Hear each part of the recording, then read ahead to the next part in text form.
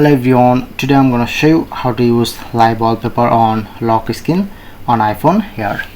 So look here, this is my iPhone 17 here.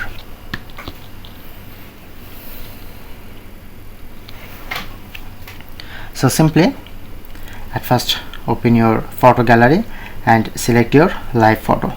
So look here, this is my live photo. Okay, so I'm just add this live photo in my live wallpaper. Simply click on to share option, press on use as wallpaper. So look here, showing it to my live image. So you must be turn on this live option, okay, and adjust.